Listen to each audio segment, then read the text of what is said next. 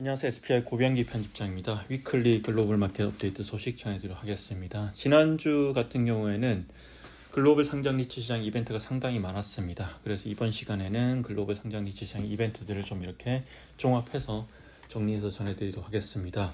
첫 번째 소식은 중동 리츠 시장 소식입니다. 중동은 저도 상당히 낯서네요. 이 중동 상장 리츠는 거의 다뤄본 적이 없고, 다만 최근 중동 상업용 부동산 시장은 조금 이렇게 주목을 받는 것 같습니다. 두바이라든지 아부다비, 사우디아라비아 같은 지역에 이런 이제 상업용 부동산 시장의 거래 사례가 나오기도 했고, 부동산 펀드나 이제 국부 펀드, 연기금 등 투자했던 사례들, 그리고 또 최근에 이제 이쪽에 많은 돈이 몰리다 보니까, 고액자산가들이 많이 몰리다 보니까 조금 이 상업용 부동산 시장 쪽에서도 관심을 많이 받는 것 같은데요.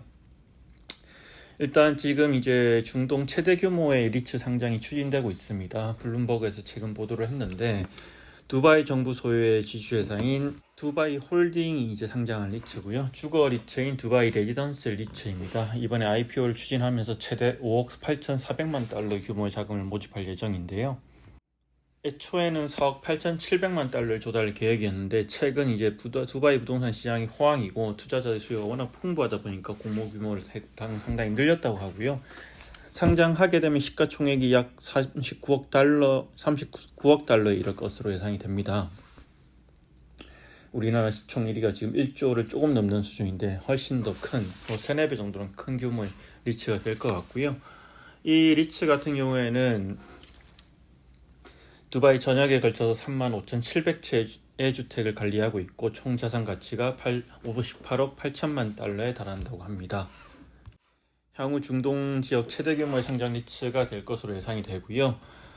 이 두바이 홀딩 같은 경우에는 이제 레이던스 리츠 외에도 쇼핑몰을 포함해서 상업용 부동산 포트폴리오를 별도의 리츠로 상장할 계획도 있다고 합니다. 그리고 두 번째 소식입니다. 앞서 이제 호주 셀프 스토리지 리츠 아바쿠스 스토리지 킹을 미국의 셀프 스토리지 리츠인 퍼블릭 스토리츠가 남아프리카 공화국의 기반의 자산가와 함께 인수를 하겠다고 제안했다고 밝혔는데, 일단 이제 인수 제안을 거절을 했습니다.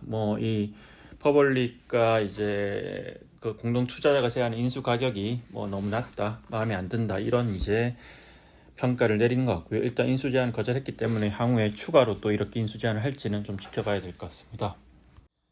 세 번째 소식입니다. 일본 리츠 관련 소식인데, 최근 이제 일본 상장 리츠들이 낡은 오피스를 팔고 호텔 투자를 확대하는 경향이 있다고 합니다. 올 1분기 이제 일본 상장 리츠의 호텔 투자 규모가 1,093억 엔인데 전년 동기 대비해서 2.5배 정도 증가를 했습니다. 특히 이런 호텔들을 인수하기 위해서 기존의 낡은 오피스를 매각하는 사례들이 늘어나고 있다고 하는데요. 현재 주당 순자산 가치 NAV가 낮은 수준이기 때문에 유상증자를 통한 신규 자산 취득이 힘든 상황이고, 그렇기 때문에 자산 가치가 떨어지는 낡은 오피스를 매각하고 이를 재원으로 고수익 자산을 포트폴리오를 재편하는 움직임이 활발하게 일어나고 있다고 합니다. 일본 호텔 시장 같은 경우에는 이제 상장 리츠뿐만 아니라 최근 외국계 투자자들도 많이 투자를 하고 있고요.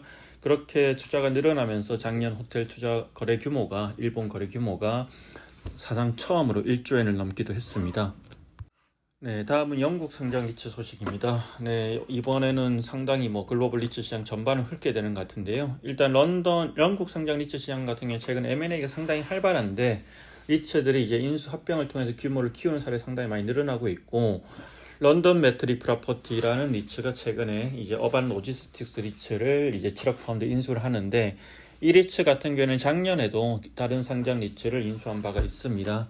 그러면서 이제 상당히 이제 리츠를 여러 번 이렇게 M&A를 하면서 규모를 상당히 키우고 있는데요. 합병된 회사의 포트폴리오 가치는 약 73억 파운드에 달한다고 합니다.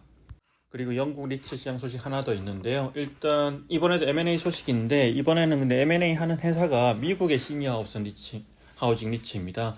미국 시니어 하우징 리츠인 케어 트러스트 리츠가 영국의 상장 리츠인 케어 리츠를 인수를 한다고 밝혔는데요.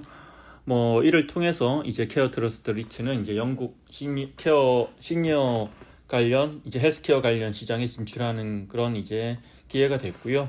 아무래도 이제 주가가 상당히 낮은 수준이다 보니까 주가 대비 자산 가치가 이제 상당히 이제 자산 가치에 대비해서 주가가 낮은 수준을 판단해서 이런 이제 영국 리츠 시장의 M&A가 좀 활발하게 일어나는 그런 경향이 최근에 일어나고 있습니다. 그리고 다음은 싱가포르 리츠 소식인데요.